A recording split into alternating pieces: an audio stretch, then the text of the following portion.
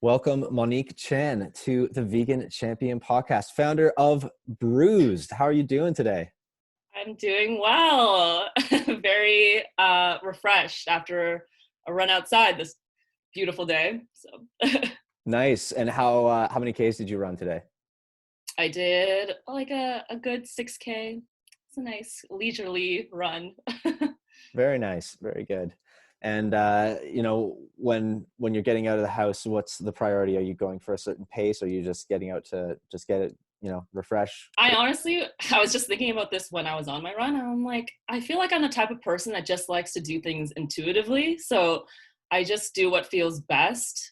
I know like pushing yourself is great, but I just really enjoy running for how it makes me feel. And if Mm. I feel like pushing myself, I do, but most of the time I'm probably like in the zone, just like listening to some good music and enjoying nature and I don't know, just having a good day and smiling at people. So yeah, I don't know.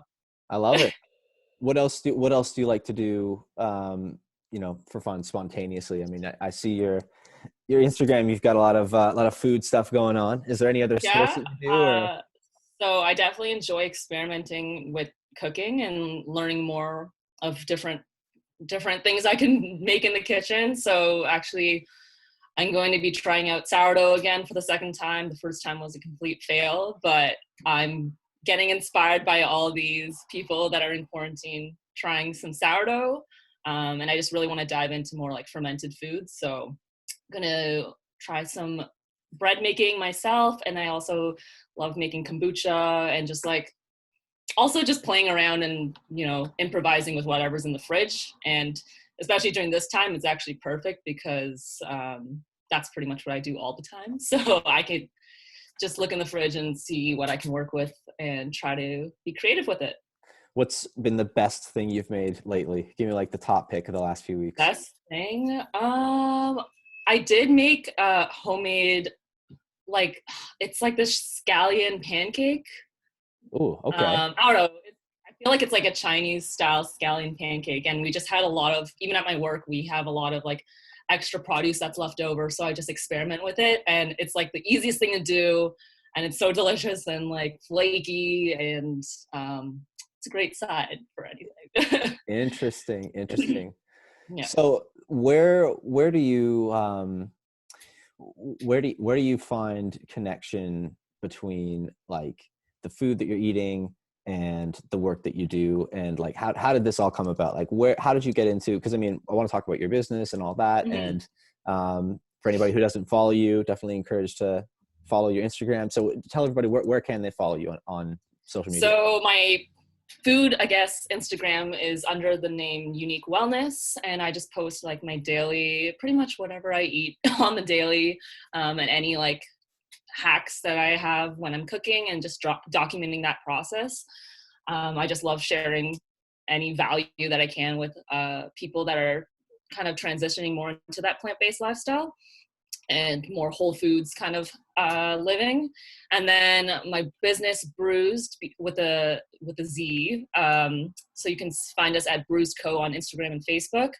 And that is a business I started with my friend Eva and Justice last year. And it's pretty much a food business that is helping bring awareness surrounding food waste. So pretty much we take any imperfect produce that's left over in local farms and retails, things that would have been otherwise thrown out or wasted due to small imperfections. And then we transform that into healthy plant-based snacks and beverages. So things like our main product is Pulp Crunch, which is this high fiber, oil-free and gluten-free granola alternative. And it's made with a base of juice pulp we get from local juiceries. And then it's sweetened naturally with ripe bananas we get from retails. There's local maple syrup and also imperfect apple chunks in there. And it's all dehydrated into this vibrant pink snack that you can eat as a cereal, top on your yogurt, have as like a breakfast. And it tastes great. You don't have to worry about having all that random refined sugar and oils that you usually find in granola, and you're doing good for your body and the planet. So that's our main product right now. And we also carry a couple other things like an apple chutney. We do an imparfait, which is our take on a parfait, and it's made with imperfect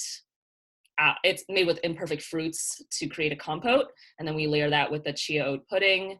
But yeah, we're just getting creative and testing out what we can with whatever produce we get, and it's been a fun process so far. Awesome. So first of all, anybody who's listening to this, I would suggest, or even if you're watching this, pull out your phone, go on Instagram, and give Monique a follow and check out the food that she does, because it really is like, honestly, like I see so many people, like everybody posts food to Instagram, right? Like there's so many food people, but like, yeah, Instagram always eats first. I gotta say though, like, the way that you kind of capture your whole process, it's really, I like the way that you do it with your stories. You can kind of just watch through and like, Oh, very like organically. I should put a little more effort into it, but yeah. honestly don't, because there's something cool about it. Like just you feel like, oh yeah, like I could totally see, like a lot of people, I think, I don't know about you, I listen to Gary Vee a lot, and he talks a lot about yeah. people that, they think that they need to do this perfect production, and they judge themselves so hard. And like, actually a lot of the most authentic content gets created like when you just don't care, like that you're creating. Right. You're just like, here's what I'm doing, like throwing on a video, and like that's kind of like what I get from you. So it's like, maybe that's it. It's because you listen to Gary Vee and you just don't. Really Yeah. He's been, I've been watching a lot of his tea talks, and I'm just like, oh, he's so right. Like, just got to do and like stop overthinking. And I think everyone has those moments, but when you overcome that, beauty is created, right? yeah. Let's give a shout out to Gary Vee for anybody who's listening and doesn't know Gary Vee. I don't know who wouldn't. Oh, there's lots of people who don't. There's plenty of people who don't. Oh yeah, and I would say like maybe he's not for anybody. I would say if you're interested in business, then listening to his podcast has been, I think, really helpful and really inspiring for me. And I mean, for you, I mean, for maybe it'd be interesting to hear like what your take is on how does listening to what some of the advice, like what's some of the advice from him or some of the things that he says that you think about with your business, like how does that affect you? Oh yeah, I've gotten a lot of good insight from him, and even just, I guess, with my background, like I don't have any background in business, so pretty much all my knowledge comes from other people that have done it themselves and are helping people like me that are just starting out. And I get all my information from people like Gary Vee, or people that are more up to date than the typical business lessons that they teach in school these days. Yeah. But one thing, practical information that I get from him is something that he always hammers down on every time, is just like having patience and delivering value to people. And I mean, this was something that was very strong, something that I believed in a lot before even discovering Gary Vee, of just like doing things with intention. And money is great and everything, but what do you do when you get the money, right? Like it's about living a more fulfilling life, and doing things for the good of something, of people, of the planet, or like doing things just with just a larger vision in mind. And that's something that I get from Gary Vee and other influencers, is just that you got to be patient and always consistent with what you're putting out, and be authentic and not be afraid to put out your true self, because that's the easiest thing to do. I mean, I get not necessarily easy, I guess, all the time, but it's definitely the only thing you can really do, because no one can be you at the end of the day. And that's what really allows you to connect with other people who share the same values as you. So I love it. I love what I'm hearing. So let's talk about your background, where you come from in terms of, were you always vegan? You weren't always vegan, were you? No. Okay. So I was not. Tell us who was Monique before going vegan, and oh God. give us kind of the story. Okay. Yeah. So I guess it all starts kind of around the time of first year university. So like around, when was that? 2013. Kind of just going into university. Again, I feel like a lot of people wasn't really sure what I wanted to do with my career. I was going into an art and science program because I couldn't decide between going into science, and art and science kind of just felt like a safe safety net almost. But going into university, I was very interested in international development and was kind of already involved in humanitarian kind of issues in high school. And I saw myself as like all about sustainability and things like that. But when I look back on it, I clearly remember this, like in the dorms, we had to like climb like 2 flights of stairs to get to where my dorm was. And I would bring plastic water bottles like to my dorm room. And I just remember it was just like, I always get my dad to help me like bring all my stuff anytime I went home and came back. And I'm like, why did I do that? Like, why didn't I just get a filter or like something like that? Yeah. And what changed me out of that behavior was one of my good friends, Lily, who was one of the first few friends that I made in university. She was vegan and she was all about, you know, sustainability and very progressively, I don't know, her mindset was very progressive and different from a lot of people that I've met in my life. And she wouldn't push it on me, but she would always kind of joke with one of her roommates, Lauren, about my water bottle. And she's like, you want to just get a filter and all this? And then we would also go for lunch together. And she would just be like, why don't you just get the tofu today instead of like the meat or whatever? And I would just be like, I was pretty open-minded. So I'm like, yeah, sure, whatever. Making those small changes. And from then on, I kind of just went pescetarian. And the reason I did that was it was almost like my solution to being an environmentalist, but also compromising. And when I would go home, not being like the picky eater to my parents or, you know, being seen in that light. So I was pescatarian for around 2 years. And also even things like byproducts, dairy and eggs were something that were in a lot of products that everyone usually eats in a normal diet. And I only really started to make those connections when one night I sat down for dinner and I was like, I should watch one of those educational documentaries in my spare time. And I was by myself, made dinner, sat down. I'm like, oh, I think Earthlings was one of those ones that like people recommended, probably Lily. Here it comes. Here it comes. I Google it. And then the first 5 minutes, I'm just like, haven't touched my food, bawling my eyes. And I'm just like, what have I got myself into? It was kind of like, I'll never forget that moment. Like, that's just like, it's that one moment that just changed your entire life, right? Mm-hmm. Yeah. Once I saw the things I saw, it's just, you can't unsee those things. No. And I had to pause the video because I was just crying so hard. And I'm like, should I continue watching this? And I'm like, well, I might as well, because even if I stop this video, whatever I haven't seen isn't going to just magically disappear, right? Like, it's still happening. Right. Ignorance isn't bliss. And now that I know half of it, I just have to know what I've been lied to my entire life. And then I watched the whole thing. Took a while to absorb it. I didn't go vegan right away, but it did plant that seed. This was like fall time of, I've been vegan like 4.5 years now. So that was fall of like 2015 probably. And then funnily enough, the January after that, so I tried to make vegan like my New Year's resolution. And then I failed miserably the first day. So now my vegan anniversary is actually January 2nd, and that's how I remember. So I never like shame anyone for doing New Year's resolutions, because, you know, sometimes you kind of need that fresh start to try something new, and it's what worked for me. And yeah, been vegan ever since.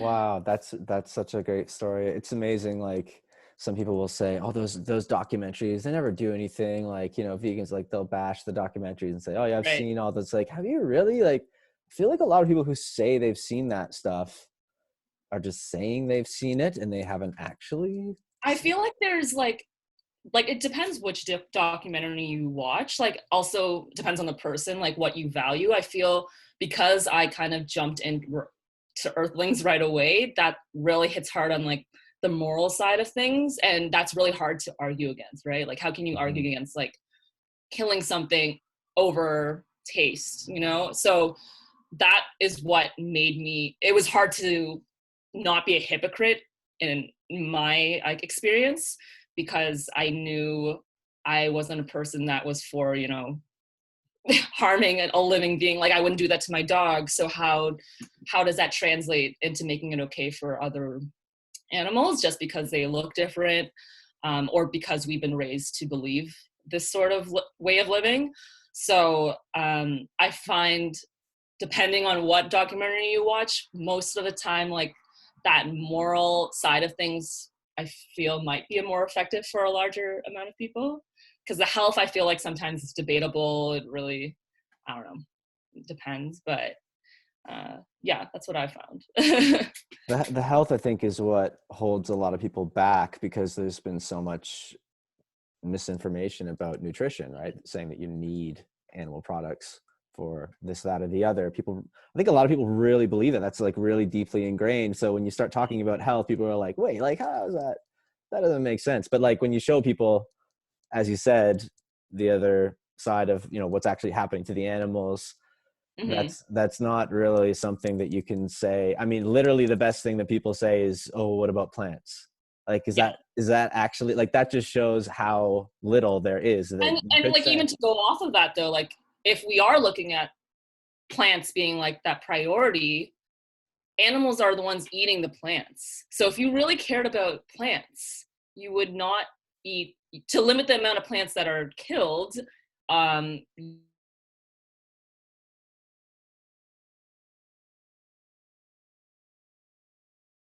but that's still, I mean, that's not, animals can't feel.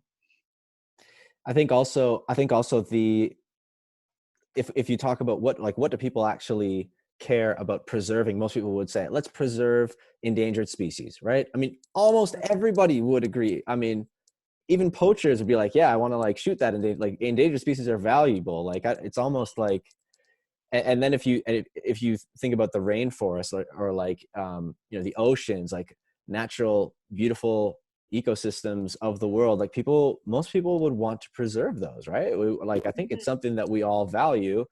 Yet what's happening is we're destroying these ecosystems so that we can put these animals into the kinds of conditions that we do. And there's just no argument for it, because if you care about animals and you care about plants, like, guess what? Animals and plants are part of the rainforest.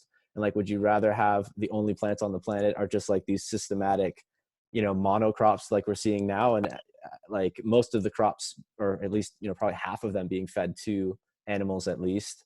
So it doesn't, yeah, it just doesn't add up.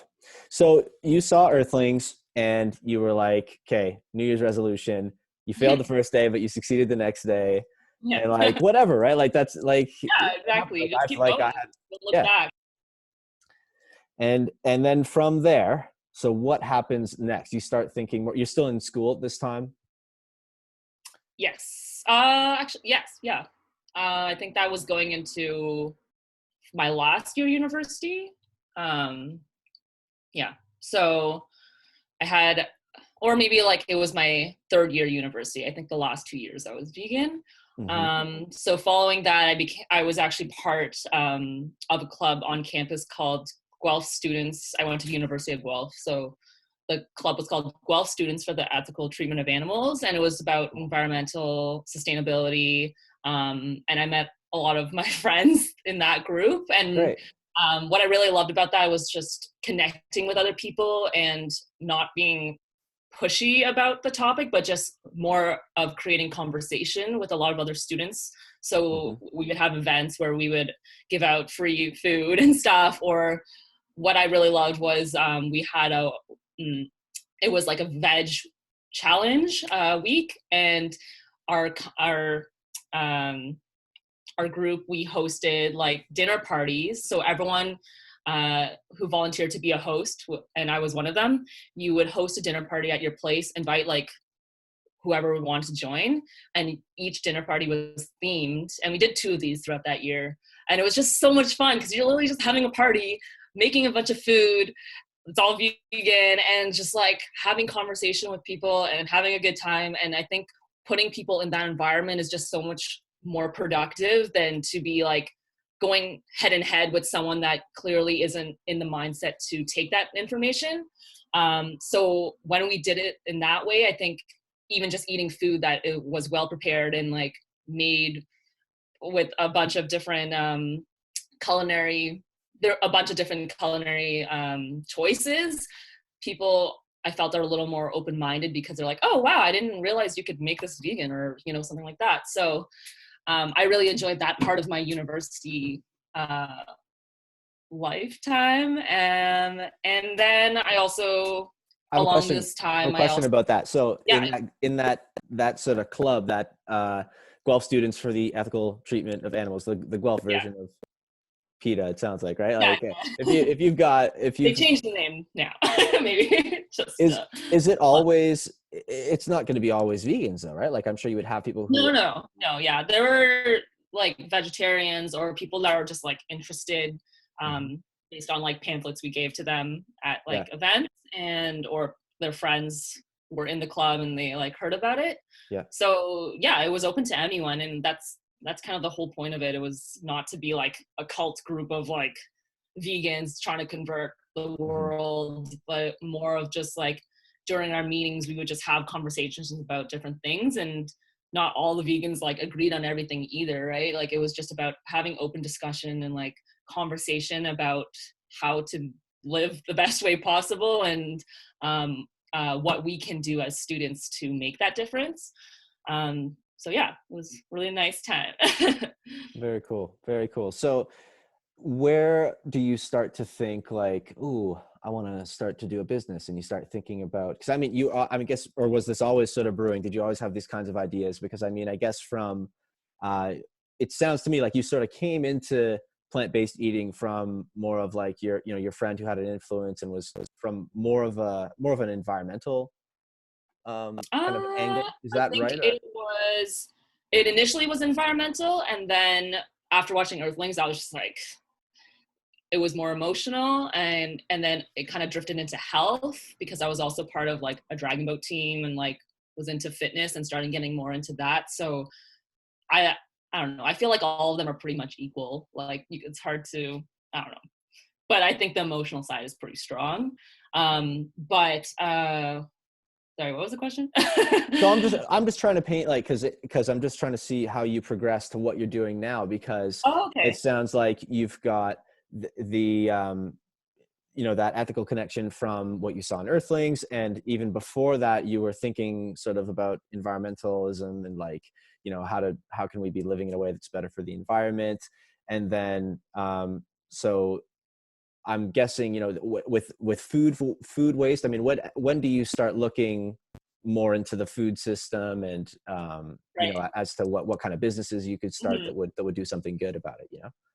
Yeah. So actually, in my last year, I studied food waste. I focused more on that. I took a course. It was called Icon. It was like one of the best courses I've taken in university, especially during that time. Like I was kind of university, which wasn't for me in terms of like the actual class part. I love the social aspect of like meeting new people.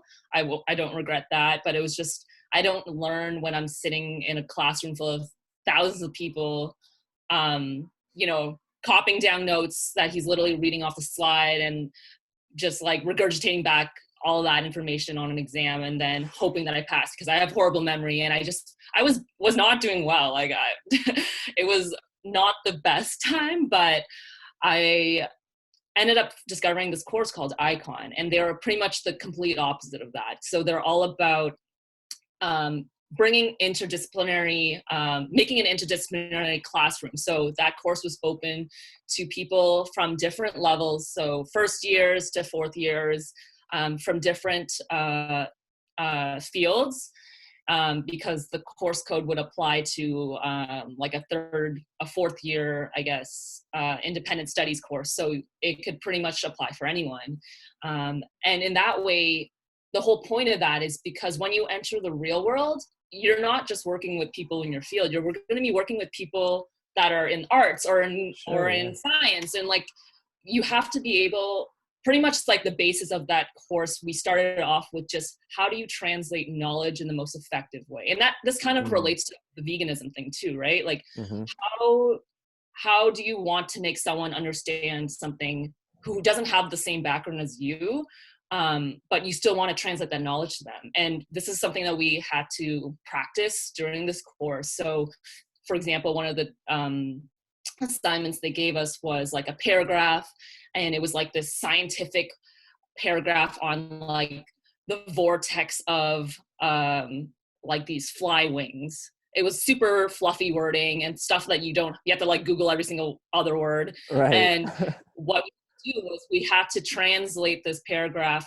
for different audiences. So for a group of elderly, or for a kindergarten class, or for a grade 12 class, or for people in your class. And that just like allows you to think in different ways than just, memorizing and then assuming people understand what you're saying. So you can use like different visuals, you can use different terminology or different media to just help outline this idea that you're trying to like spread. And I think that's the point of everything. Like when you read, this was my problem actually in university, like when I would read those lab reports or articles, I'd be like, what the heck? They could have just sent, when I actually did finish them, I'd be like, why didn't they just say this whole thing in like a paragraph? Like, I never understood the point of like having 20-page documents to when they could have just said it in like a page. And like, people don't have that much time these days either. So it's just, I think it's so important, like just to, be to the point and not to pretend like you're scientific and throw all this fluffy language out.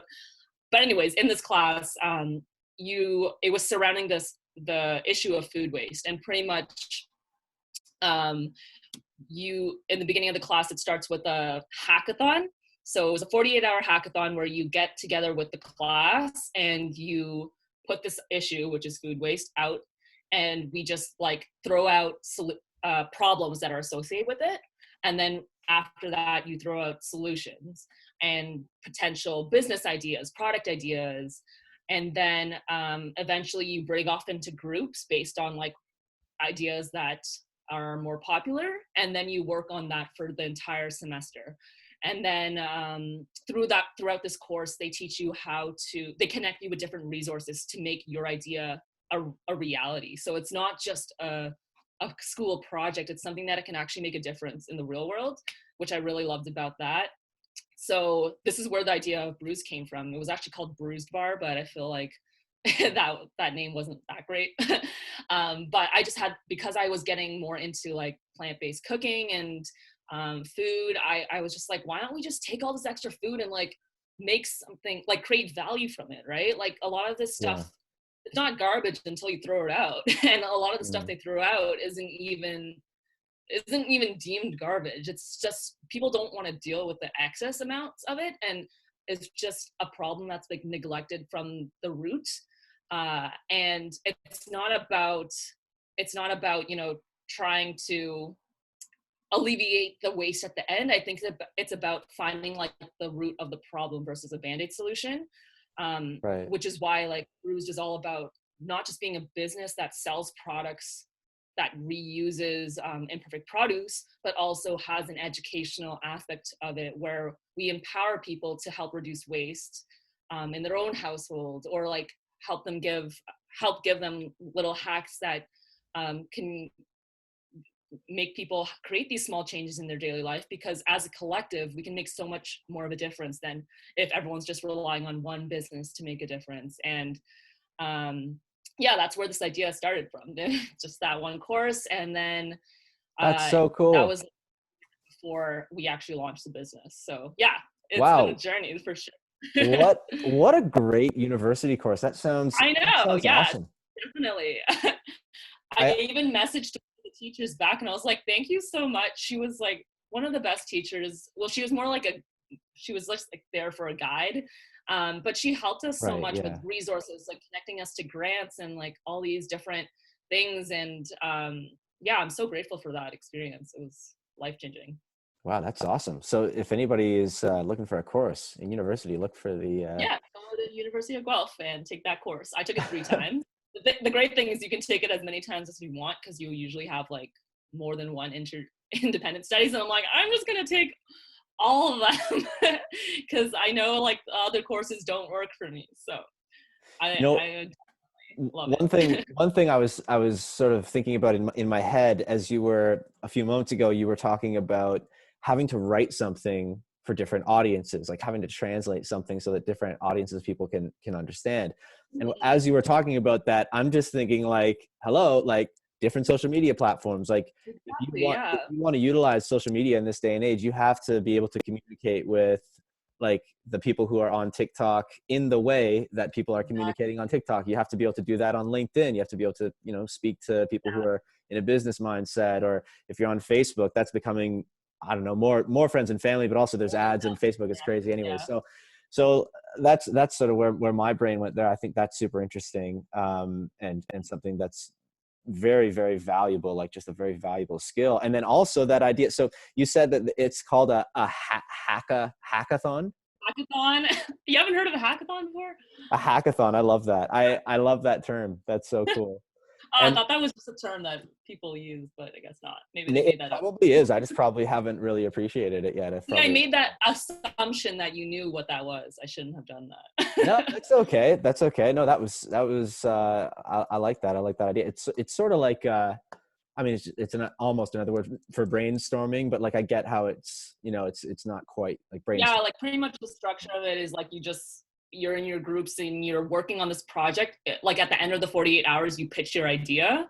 So it's kind of like a quick like, oh, you gotta shuffle everything together and like make a PowerPoint and like pitch your idea in like 30 seconds. And people like stay up, like it was in the library of the university and people were like sleeping there.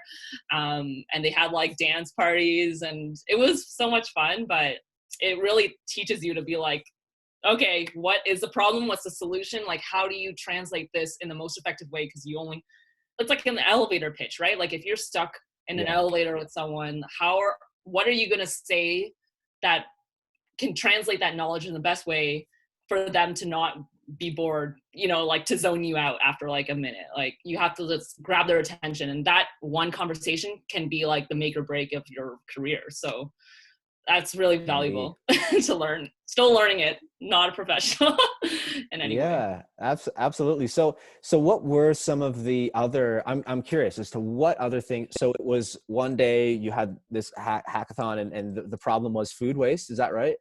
Yeah, this whole course was surrounding the issue of food waste. So people came up with different services, apps, products. So then my thing was like a snack bar that would upcycle any imperfect produce locally and help make health more accessible to people. I love it. Because Yeah, because another problem that I faced is like I'm very into health, and anytime you search for any like health food product, they're they're not that accessible to people that, you know, can't afford the basics. So my goal for Bruce too, maybe not right now, but like in the future when we can scale the business and make those numbers add up, is to make our products more accessible, or even having like events that can provide accessible healthy food to people, because I think health should be like a human right. You know, everyone should be able to live and thrive in the best way they can, and that's all rooted in what you put in your body. So yeah.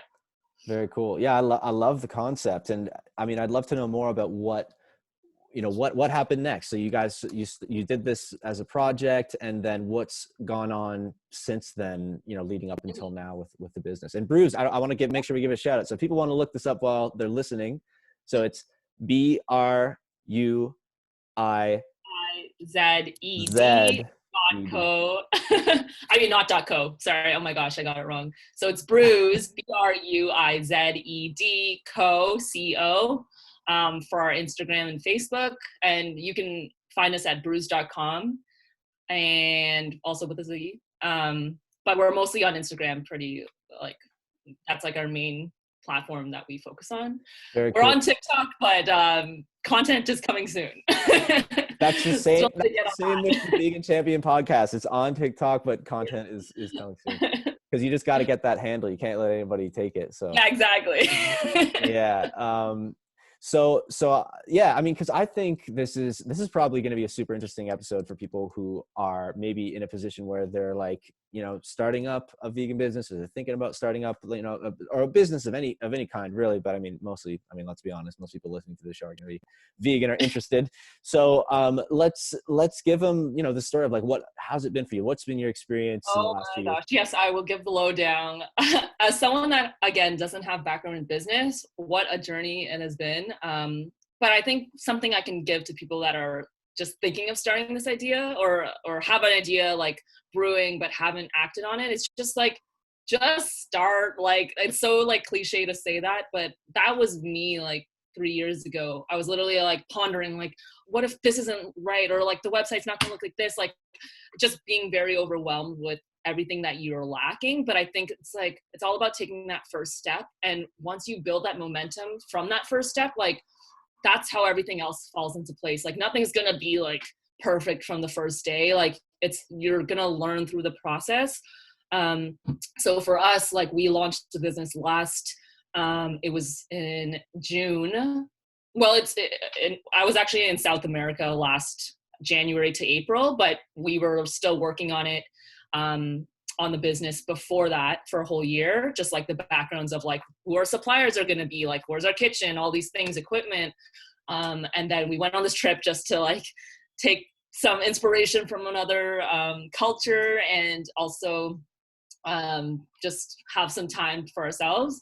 And then we got back and launched the business in June, and we started more on a small scale of like selling at farmers markets. So we sold at like the Leslieville Farmers Market. We were at Evergreen for a few weekends, and then we also did like pop-ups here and there. And then we also started dabbling in like catering near the end of the year, and then this year we're gravitating more, because of all the COVID stuff, is pushing us to go more online, which is something already that was on my mind of like the future is online, e-commerce. You just can't not have an e-commerce store as like a business. So we're working on that right now, and trying to get into a lot of grocery stores and small shops. And yeah, I guess the breakdown of it is what I learned, I guess, from that experience of farmers markets is, it's tough. I commend all the farmers and vendors who are there super early and doing this every weekend. I never quite understood how much work went into that, because you just go to the market. Usually when you just go to farmers markets, everything's there, you know, you just walk around for 20 minutes and you get your stuff. And it's like people put so much effort and time into making the products there. And it's just, that really built my value for supporting local and small businesses, because that's literally what they live off of, you know. And our experience is like, even just having that first experience of like someone buying our product, it was like, wow, that just like validates that's not my mom, like, you know, that's not our family member. So it just like validates Such a that good feeling. someone believes in you. Exactly. Yeah. And it was funny because our first day, I remember we had no idea of like how to price things, and like being me, I'm like, I want to make it like accessible. So our prices were pretty low, and using like organic ingredients and like providing the best value possible. And I'm like, I just want to put it out there. And then this lady came up to us, and she gave us like more money than we needed. And she's like, you're undervaluing yourself. Like next week, you gotta up your prices. And I'm like, you know, it's a sign when the customer is telling you that they're not paying enough. So that's why we're like, okay, we should probably increase our prices. That's awesome. I love that. But it was quite the journey, and like I really enjoyed it. Like just waking up early every weekend. I just love farmers markets. So being part of the process of like, being there as a vendor. And it was funny because like the year before that, I was working for another company who was a vendor at farmers markets, and I would go, I'd be the representative for them at 4 markets every week. Mm-hmm. So I would go back this year and I had my own, I like knew everyone there because it's all the same vendors. And I'm like, hey guys. And I was telling them about this idea because like, that's where I made all those connections with suppliers. Cause I was like, in my spare time when it wasn't a busy day, I would just be like, so is food waste an issue for you? Like, how can we, like, how would we help solve this problem? Yeah. And that's how I like built this. And I was like, I have this idea for a business. And then I came back the next year and it was just so satisfying because they're like, oh, like, who are you working for now? And I'm like, I'm working for myself. Just like dragging all like my tent and equipment and like not really knowing what to do. But they were just like so shocked because a lot of people just like say they're going to do all these things, but you know, talk is cheap. You just got to do it and show what, like, put your words into action. And that's what I really learned in those first few months. And yeah, it was just kind of, that's what happened throughout the summer. We experimented with different products. And then near the end of the year, we kind of took a little hiatus and break because just to reevaluate how like it was great and everything, but on the financial side, like it's very hard to really rely on only farmers markets to sustain yourself. So we just took a step back and we're like, so what is our initial goal? Like just creating a schedule of like, what do we want to achieve and how do we get there? Like, what do we have to do to get there? And I think that's really important before you start a business. I mean, it's important to just do and everything, but also like have some sort of a vision of like what you want to, where you want to go and how you can, and there's no limit really. You just gotta figure out what you need to do in between you right now and then that future goal. So and yeah. where you guys, that's awesome. I think it's such a great story. I love the part where you're just walking into that farmer's market and everybody already knows you. Yeah, I was like, hey Bob. Yeah. And was like, how do you know these people? I'm like, I literally work with them every weekend. And it's just like, it's such a nice vibe. If anyone listening hasn't been to a farmer's market, I mean, you need to go to a farmer's market. It's such a different experience from a grocery store. And even the produce itself, when you like bite into a nice crisp apple that's grown locally from your own like earth, and it's just, you can't compare. Like you can't go back to conventional grocery stores. So yeah, I did some work in my last, no, yes, it was the last summer, the summer before my last year in university. I went and basically pitched a tent and I lived in a tent all summer, like just volunteering, like woofing on like a farm out in like near Orangeville. nice. And then we would do farmers markets on the weekends. So I remember being like, you know, I'd be sleeping in my tent and it'd be like 3:30 in the morning and it'd be like, oh, time to get up and like, you know, go to the market and that whole process. So like, I know it. And you know, I'd be there like, you know, selling the products and stuff and like you get to know people and there's the people who come by every week and you build relationships with people. And yeah, I would second that. Anybody who has not been out to a farmer's market, like get out to a local farmer's market and get to know, you know, who's growing food in your area and you might meet some really cool people, you know? And then also I find something that I've learned from just being at a farmer's market for a few years is like, it just builds that connection, like you were saying, like to where your food, understanding where your food comes from, and also creates a little more mindfulness of when you're eating your food, because you know, oh, like this food, like, you know, it didn't just appear on your plate, like it literally had a journey itself. It like grew from a seed, and it's again like connected to the whole food waste thing. It makes you more mindful to not waste any of it because so much went into growing it. And I think because people don't know about that process, like it's easy to just be like, oh, I'm just gonna overbuy and buy in bulk and, you know, throw half a bag of apples because you forget about them, or, you know, or it was on a sale. And I don't know, it just helped me myself like reconnect with food in that way and have more appreciation for it. But yeah. So the overall kind of concept, because I'm trying to get, like you mentioned before, that ideally once, obviously you have to make numbers add up and you got to figure all that out. But the idea would be to be able to take food waste, if I have this correct, let me know, take the food waste as much as you can from wherever maybe you could talk a little bit more about how you're approaching that and what, how are you actually collecting it, and like, how does it, like, does it actually result in can it result in a cheaper product that you can use to like provide affordable food to people, or does it end up being more expensive because of the whole process of like having to gather it?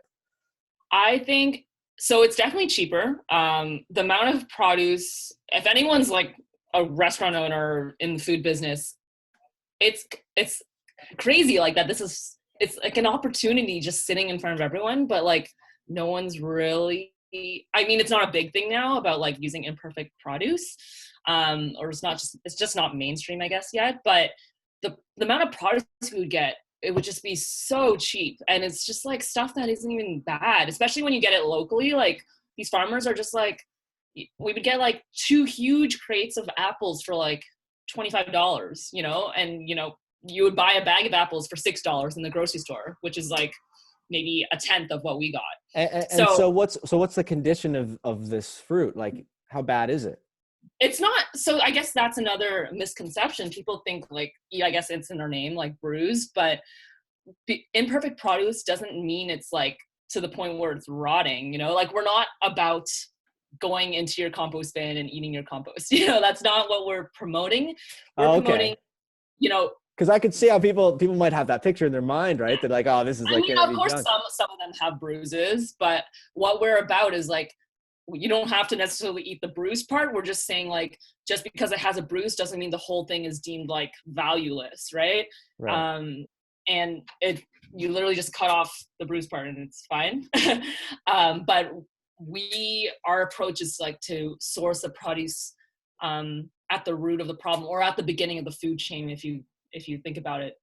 So food that doesn't even end up reaching grocery stores because of market standards. So we would source we have a whole list of suppliers, because something that comes with sourcing imperfect produce is just like a lack of consistency in what we want.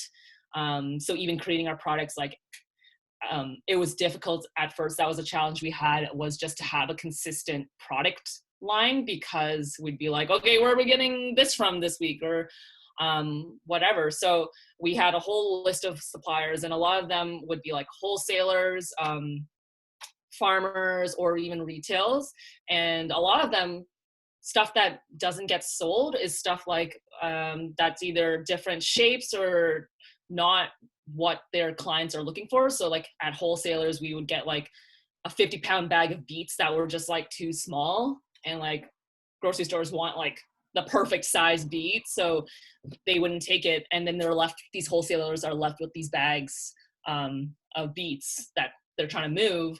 So we would buy it off of them for cheaper. Or even with bananas, they have a pretty short lifespan of when they ripen, and like especially when they're shipping to grocery stores, they want to ship it before they're ripe, so it becomes ripe right when the consumer gets it. So a lot of times if they have bananas that come in from these other countries and they're a little too ripe, they're like left with these boxes that are just like, they got to move them. So what we did, we would just get all this produce and then use different techniques like freezing, dehydrating to help preserve this produce. Like a lot of fruits, like you can literally just freeze bananas. It's not that hard. And we would use it. We would make we had like these ice cream sandwiches, ice cream sandwiches made from bananas, which are making a comeback this summer. They were really popular. It's just like, they were delicious sandwiches, ice cream. You can enjoy the luxury of having ice cream without like having a whole list of like all these ingredients. And it's literally just made from something that would have been wasted, but in a good way, because like bananas are the best when they're ripe. You don't need to tell me that. I know exactly all about that. Weird. She enjoys like the green bananas. I'm just like, what? But anyways, yeah, so that's kind of like how it worked out. And we just kept expanding our supplier list just to be a little more flexible. But yeah, that's how we kind of approached to the sourcing of everything. And honestly, like I didn't have that many connections. I had a few, but like it wasn't enough to have a consistent supply. So the solution, if you're if you're wondering how to even go about like starting a food business or anything, like literally just cold call everyone.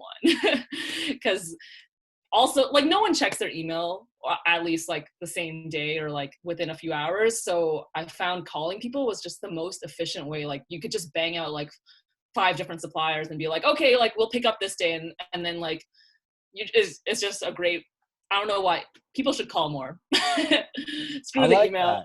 that. I like that. I like that. I like never call people, like hardly ever do I call people. I'm just like, I just do everything online. But you know, like Yeah. there has been this sort of resurgence of text, I guess. Like, I don't know, like going back to Gary Vee, he's got his old text platform. So there must be something there. Yeah. You know, it's attention, right? It's like a lot of people like, and I've had some friends who are just like, oh yeah, like I have like no notifications on my phone. That's the thing. Cause like, Same. I just like, I just can't, like all the apps, like no way. So it kind of gets lost. So yeah, maybe I will start using text for more like, you know, I don't know, stuff that makes Do sense. it. Yeah, You no, can I'll try give it. If it it a go. doesn't work, then you tried it at least. Text and calling, like just straight up calling, right? I mean, text is one thing, Exactly. calling is another. So that's Yeah. cool. I'm gonna do that. I'm gonna try calling some people this And weekend. it's harder to ignore a call, right? I mean, you can, but like when you see a text, you can just like I'll reply later. But with a That's call, like that's yeah. that moment you can pick up. Yeah, that's the thing with calling is like I almost feel like I don't want to be invasive, but when it's business, when you're starting a business and you got to get, you know, you got to get it done, Yeah, then that makes a lot of exactly. sense, And you they're know? expecting, people are calling them all the time, so Yeah. it's not that Yeah. bad. Yeah, for sure. So that is such a cool story. And what's like coming up for you? Like, are you guys looking ahead? Like, obviously you mentioned so that, you know, getting e-commerce set up and, you know, doing some online stuff. So that's kind of what you guys are doing now, is just focusing on all that. Yeah, pretty much. I'm working on the website. I mean, we just launched a new website and kind of like new branding. But Oh, I'm cool. working on getting an e-commerce site going and figuring out how delivery is going to work. Because another issue we have with being like a sustainable company is we use glass jars and those are heavier. So like, how are we going to ship these? Does that counteract the whole point of using a glass jar for someone to drive and deliver? So it's about figuring out those small kind of challenges, but we're working on that, and then also trying to make our way into grocery stores to help spread this concept of zero waste living and reducing food waste to the general public, which will be really exciting. We also recently partnered with Sorry I've Got Plants. I don't know if you've heard about them. Probably not, I since you haven't. haven't been in I don't Toronto. think so. But they are a small startup that started last November, and they're a vegan zero waste meal kit delivery service. Cool. And we partnered with them to sell our product in their store and with their meal kits as add-ons. And What's we're the name also, again? Sorry I've Got Plants. One more time. Sorry I've Got Plants. Sorry. Oh, sorry. Yeah. Like Almost like that line, Canadians. like sorry I've got plans, but like sorry I've got plans. I've got it. Sorry, I've got plants. Yeah. That is funny. That's very So Canadian too. Very Canadian, out of Toronto, Canada. yeah, apologizing. Yeah. Yeah, so something I guess we're thinking of collaborating with them on is because they launch new meal kits every week. They usually have leftover produce after each week. So I want to help them as a business reduce food waste and take this produce and maybe create new featured items that we could make sauces out of, or some sort of new item that we could feature for the following week and be another way to help reduce waste. But yeah, that's our what's in the works right now, and maybe you'll see us in the US. maybe in a couple of years, but like, you know, the sky's the limit. Yeah, why not? Why not, right? Yeah. Well, thank you so much for talking today on the podcast. I No really problem. appreciate it. Thanks for having me. Let everybody know one more time, just in case they didn't check you out earlier, where is the best place to find you on social media and websites and all that?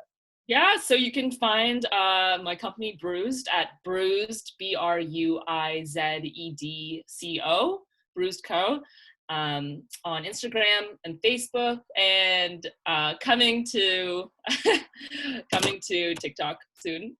And you can find my personal food account at Unique Wellness on Instagram.